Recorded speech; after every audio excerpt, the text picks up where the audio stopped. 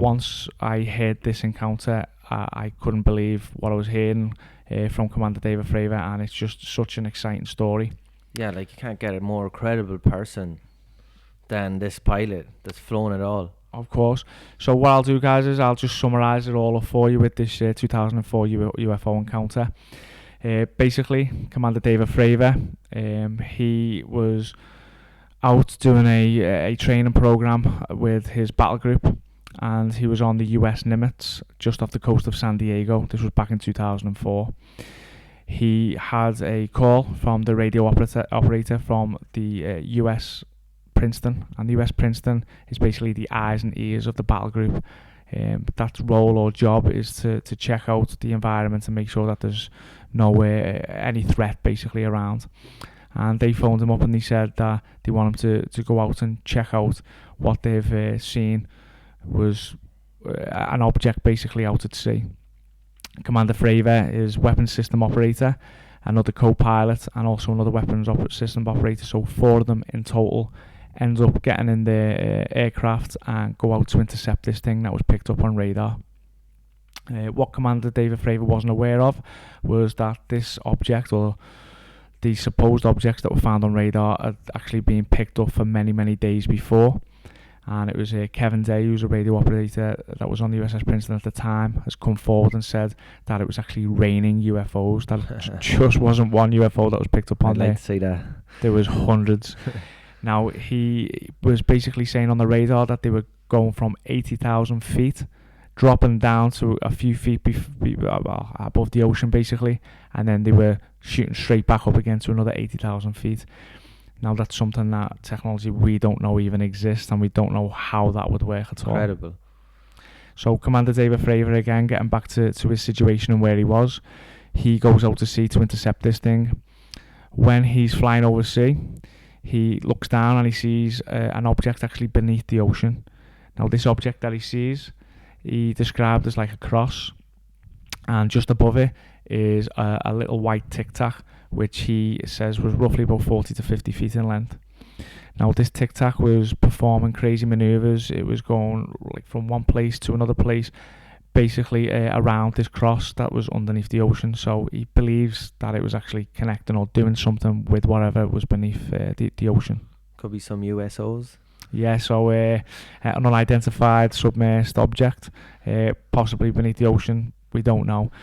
As Commander David Fravor goes to intercept this Tic Tac object, and he flies towards it, it basically shoots right past them at incredible speeds, and all this was captured on basically a flare pod that was on the side of the aircraft. And it's just a small white Tic Tac. It's got no engine plumes, it's got no propulsion system, and it just zips off right off the radar.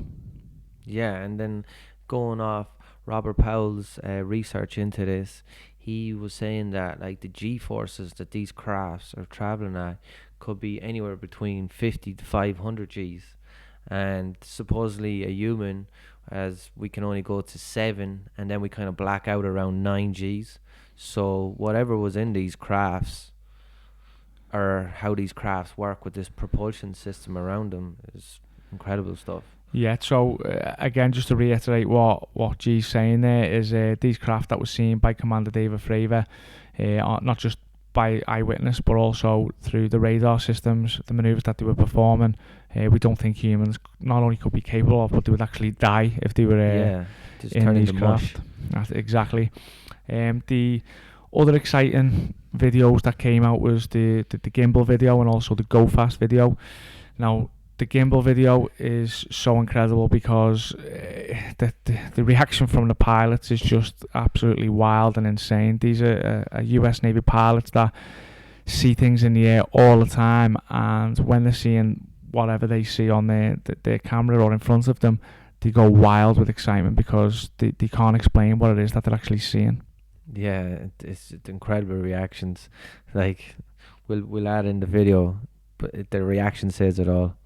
Yeah, and going back to the credibility of these pilots, Commander David Fravor, he just doesn't get enough credit. for actual his eyewitness testimony itself. He's a guy who's 18 years service in the military as a pilot, and he's not just good, he's crazy fucking good as a pilot. And Top the reason Gun, to say man. that, exactly, he's Top Gun. So he actually graduated out of Class 4 of 1997 in Top Gun itself. Yeah, that does exist, Top Gun. It's real. And he graduated and passed out. So the fact that he couldn't even catch this thing, he couldn't get anywhere near this thing. He actually wanted to chase it. Yeah, exactly. He was the one that wanted to go and chase this thing.